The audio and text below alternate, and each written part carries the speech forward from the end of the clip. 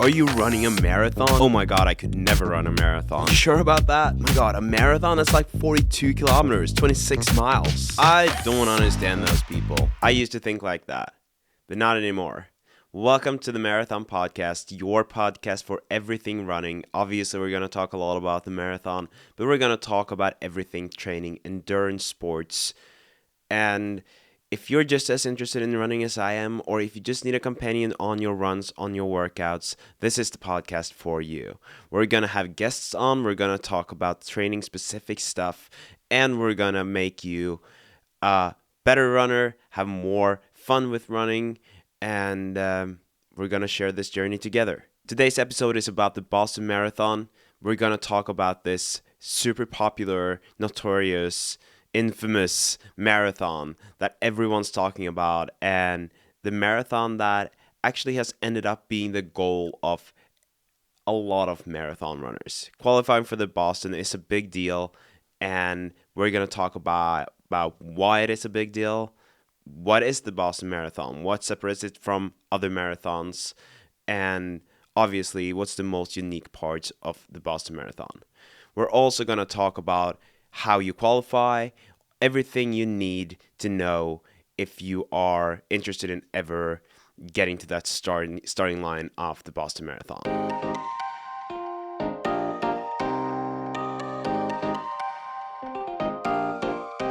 So let's start with maybe the most interesting question, and that is, what's the most unique part of the Boston Marathon? Why is it so unique?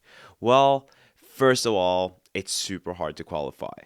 Depending on who you ask and where you find your information, I think that you will see that there are between 1% and 4% of all marathon runners, marathon finishers, that are able to qualify for the Boston Marathon. It is really hard to qualify in terms of just being allowed to apply for the Boston Marathon, and then they have something called a cutoff time that we will get more into later. But even if you ran fast enough in terms of the qualification time, you might still not get a spot at the Boston Marathon, because you will the time to qualify for the Boston Marathon is actually determined by how many applicants and how fast they all ran their marathons. And because of how hard it is to qualify for the Boston Marathon, obviously a lot of people have given this marathon a kind of legendary status when it comes to the world of marathons.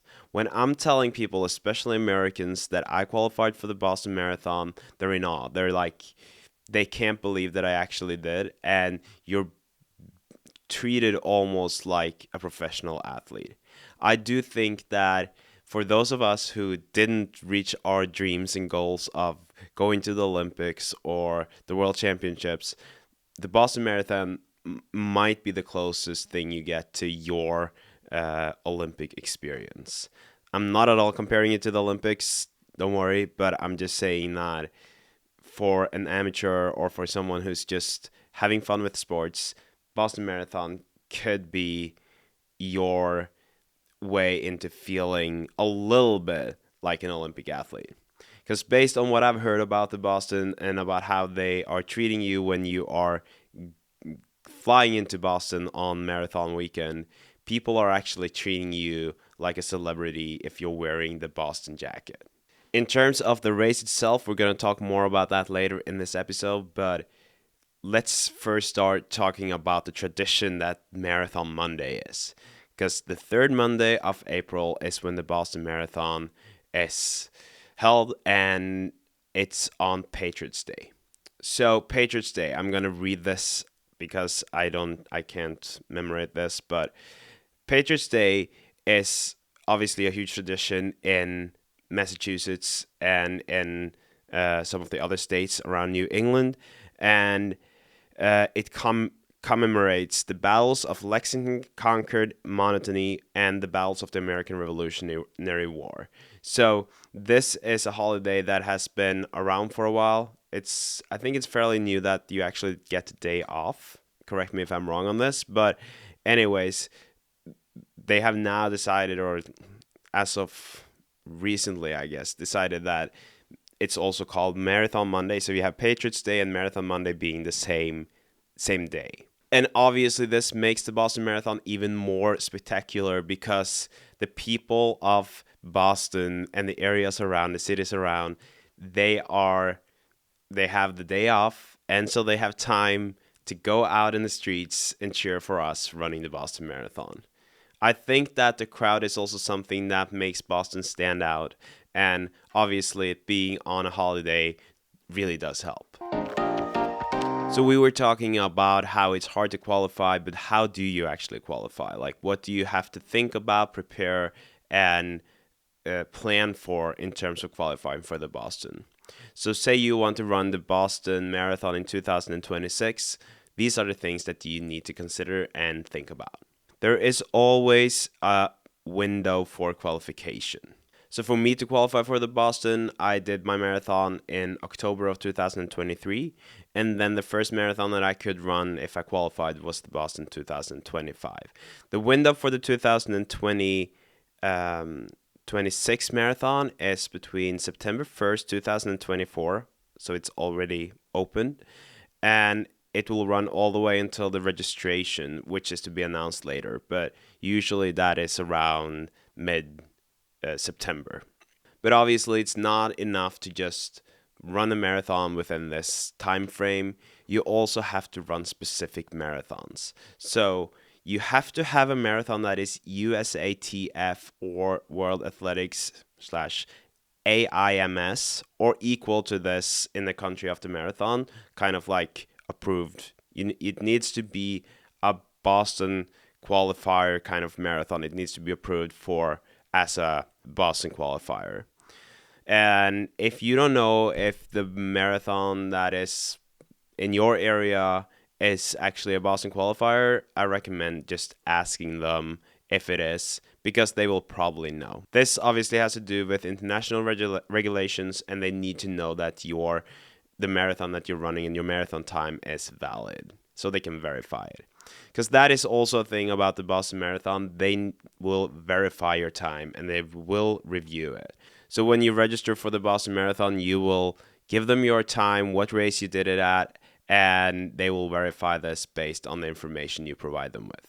And with Boston Marathon, just as any other marathon, there are age groups, and the age you are of the day of the Boston Marathon that you're trying to qualify for is the age that they will use for your age group. So that means that it doesn't really matter what age you are when you're doing your qualifying marathon, but it's the age that you are on April 21st, 2025 for me in this case. You can find all age groups on BAA's website, Boston Marathon's website, and I'll link that down below. So why am I talking about the age groups when we're talking about the Boston Marathon? Obviously, there are different time specifications or qualifying times for each age group. So just as an example for this last marathon, or for the 2025 marathon, the qualifying time for my age group, 18 to 34, was 3 hours. 35 to 39, it was 3:05, so on and so on. So you can look up yourself what you have to run to do or to qualify for the Boston Marathon next year. And then we're going to talk a bit more about this thing called a cutoff time, because even though the qualifying time is, like I said, 3 hours, there is still something that kind of determines whether you are qualified or not. The qualifying time only gives you permission to apply for the Boston Marathon. It does not guarantee a spot at the Boston. So let's talk a bit more about that later, but first just touch in on the changes for 2026. Because like I said, for me to qualify for the Boston Marathon, to register for the Boston Marathon, I had to do a sub 3 marathon. If I want to qualify for the 2026 marathon, I will have to do a 2:55 marathon or faster. So that means that next year is going to be even harder to qualify. The reason they have done this is because this year, for the 2025 marathon, you actually ended up having to run 2:53:11, I think, or faster to qualify for the Boston Marathon if you were in my age group. This is the cutoff time. This is what I just mentioned. The cutoff time is something that is based on how many applicants there are for the Boston Marathon and how fast ran. All of them ran. Sorry. And so the cutoff time this year was 6:51. So that means 2:53:09 for my age group. But what's unique about the cutoff time is that it's 6:51 regardless of what age group you are. So that means that you deduct 6:51 from whatever qualifying time you had. So if it was the age group that I mentioned before, 35 to 39, which was 3:05, then you would take 3:05 minus 6:51, and then you would obviously get a different time. So that doesn't mean that everyone has to run a 2:53:09 marathon to qualify, but it does mean that there's 6:51 minutes, 6:51 faster than whatever was your qualifying time. That means that a lot of people might be disappointed when they think that they have qualified for the Boston, but every year that they have done this, like what they've done now, to put it down to 2:55, then most of the cases, almost everyone has qualified for the Boston the next year. But just a little fun fact is that for the 2025 marathon, I think there was a record amount of applicants, and it was they had 36,000 applicants, and 12,324 of these 36,000 were not accepted to the Boston. I think that says something about how hard it is to qualify, and also just how cool it is and what an honor it is to qualify.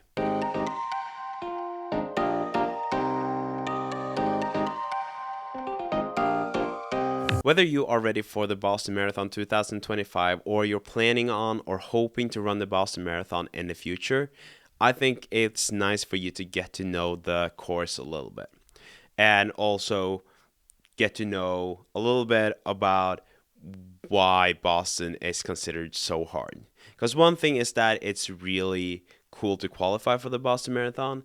Another thing is that it's a really, really tough one. This is not the marathon that you run if you want to have the fastest time ever, because of the location, because of the course, and also because of some other things that we're gonna get into right now. So first of all, the marathon is a one-way street. It's not a loop. So compared to a lot of other marathons where you might do a loop, and if you have headwind for half of it, you might get some tailwind on the way back. This is not the case with Boston. If you have headwind when you start, you will most likely experience headwind the whole time. And speaking of elements of the weather, Boston in April is unpredictable. You don't know what you'll get. You might get 20 degrees Celsius, 70 Fahrenheit, or you might get a proper winter day. So depending on what kind of conditions you will get, obviously the Boston, it's hard to prepare for it. So for me, being here in Norway, where it is now still winter, not so much snow anymore, but still winter, it's hard to kind of prepare myself for the potential heat that I will get. Last year, they had 70 degrees Fahrenheit, 20 degrees Celsius, and a lot of the people even got sunburned. So that is something that a lot of people are struggling with. I know that some people are actually doing more hard work on the treadmill just to get used to the heat. I'm not saying that the heat inside is the same as outside, but it's probably the closest you can get unless you're going to some place where the weather is just warmer. One thing that is not unpredictable is that Boston has a lot of hills, downhill and uphill. And I think it's easy to think that downhill is great because it doesn't take as much energy to kind of create this speed or having a great pace, but it's also a bigger toll on your muscles, on your quads, and in general on your body. So for for me, it's been more important to have to focus on strength training going into Boston than the previous marathon. And based on what I've heard from other people, it seems like you can't really prepare well enough for those downhills. So let's go through the course real quick.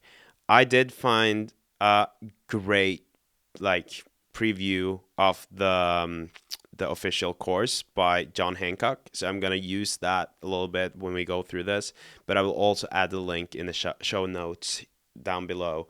And I really recommend going in there and having a look if you are doing the Boston Marathon or if you're just curious about what the course is like. So the first 4 miles of the Boston Marathon is almost only downhill. You will have some uphills every now and then, or it's gonna be some rolling hills, but mostly it's gonna be downhill, and you need to prepare yourself for this because if you are opening too hard or you're pushing yourself too hard here, it will feel super easy in the beginning, and you will have a pace that you can't even recognize from your training, and you just need to control yourself. And then at mile 4, you will hit the third town on the course, and there will be a crowd there. I mean, the crowd is gonna be intense no matter what. And I think that is also one of the things that, like I mentioned before, it's unique about Boston, and you will feel like you're being carried. Like it's just gonna be crazy. So the energy that you're getting from them is gonna be amazing, but you need to kind of pace yourself because that energy is not physical energy at the end of the race. Anyways, it's gonna get a bit more flat, and you're running like pretty steady, more or less flat. Some hills here and there after mile 4. And the first real uphill is at mile 16. And according to the professionals, this is what they call an illusional hill. It is a hill. It doesn't look like a hill, but it definitely feels like a hill. This is also where you might eventually feel the elements a bit more because as you're crossing the highway, if it's a rainy day, there's going to be more rain. If it's a cold day, it's going to be more cold. And if it's a hot day, it's going to be more hot. So just keep this in mind. Just be prepared for the elements really giving you a challenge, regardless of what kind of elements you're facing at this time of the race. Next is the Newton Hill or Newton Hills. People told me to not look at them as one hill because these are 4 hills and they come in different lengths and different inclines. So at around 17 miles, you will get to a point where you'll start to climb, and then it goes down a little bit, and then you have to just try to catch your breath. And then at 17.7, you also make your first real right turn, which is a pretty hard right turn, and this is the first one during the race where you will actually make one of these. Most of the time, up until the 17.7 miles, you will have just followed the course, and there haven't been any big or hard right turns. The 4th hill of the Newton Hills is Heartbreak Hill. This is notorious. I think everyone who's heard about Boston Marathon will also have heard about Heartbreak Hill. This is the last major hill of the race. And when you get to the top of this one, you can kind of celebrate, be happy, but not too happy because this is also where you're going to be super tired and it starts going downhill again. And hopefully your legs can still carry you because after all, you are still at 20.8 miles when you're done with Heartbreak Hill and you still have some time to go. So at 20.8 miles, you'll start descending down towards the city. And it's important to emphasize that up until now, you haven't really been running through what you feel is a city. If you're not familiar with Boston, there are a lot of small towns outside of Boston. And this is a part of the big Boston area. But Boston itself is much more of a city than these places. So now that you are starting to descend, you will see more of Boston. You'll really feel like you're approaching the big city. And like I said, it's easy to think that when you have finished the Heartbreak Hill, that this is when you are kind of like done with the hardest part of the race. But the next mile is actually called the haunted mile because this is where the elite leaders have lost their lead several times, just because this is where their bodies are just saying no. So just have that in mind. Save some energy. Don't be all exhausted after Heartbreak Hill, even though it's all downhill from here and you're gonna feel like um, not like you've finished the marathon, but that you finished the hardest part. There's still some miles to go. And yes, as soon as you start descending and you start feeling like you're in a city, you will hit Beacon Street. And at mile 23, you will enter Brookline. This is the last little part before you will enter Boston. With 1 mile to go, you will enter Boston. And now it's time to just get it all out. You're probably gonna be, or I am too, but we're gonna be super tired at this point.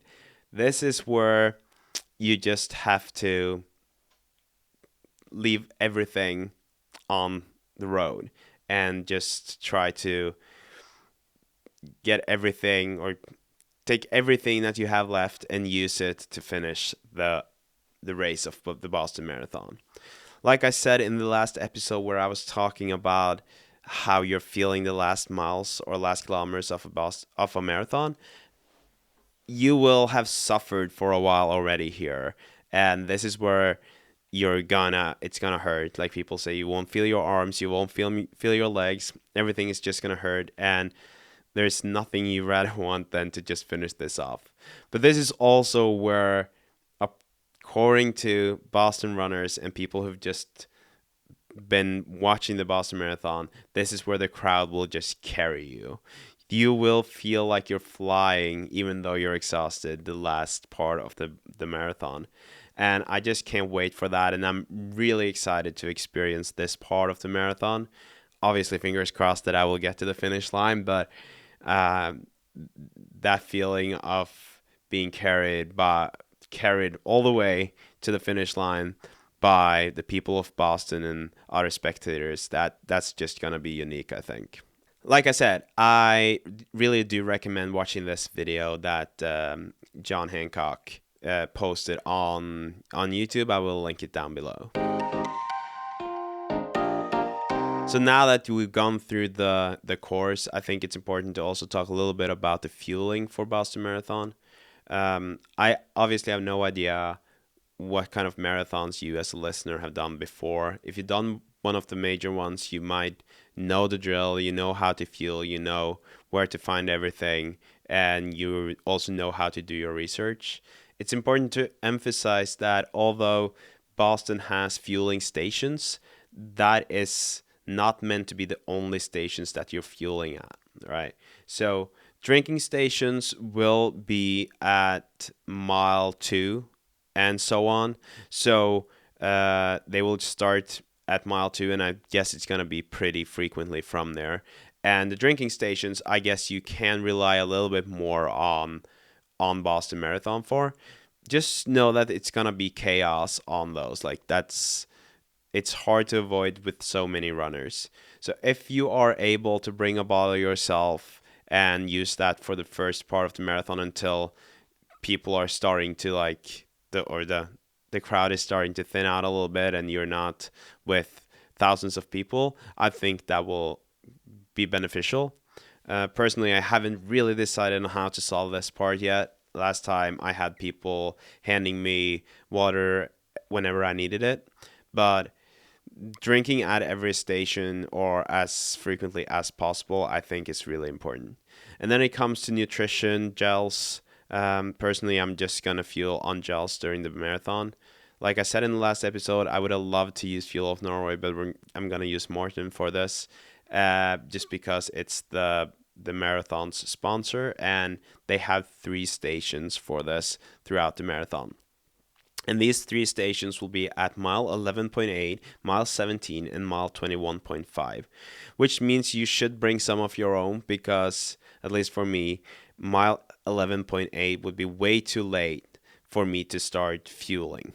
I want to start fueling long before that, Last time I fueled for the first time with gels at 10 kilometers, which for me was around 39, 40 minutes.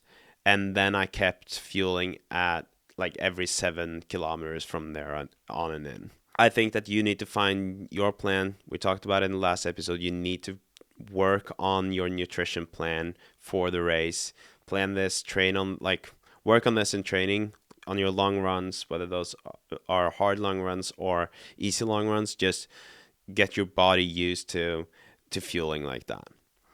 And then I think that one of the main rules when it comes to fueling, at least in my opinion, is to drink before you're thirsty, have a gel before you get hungry or you feel like you need it. Because as soon as you start feeling thirsty or you start feeling like you need the energy, then it's kind of too late. And then you'll be all out of energy. And you really don't want that during a marathon.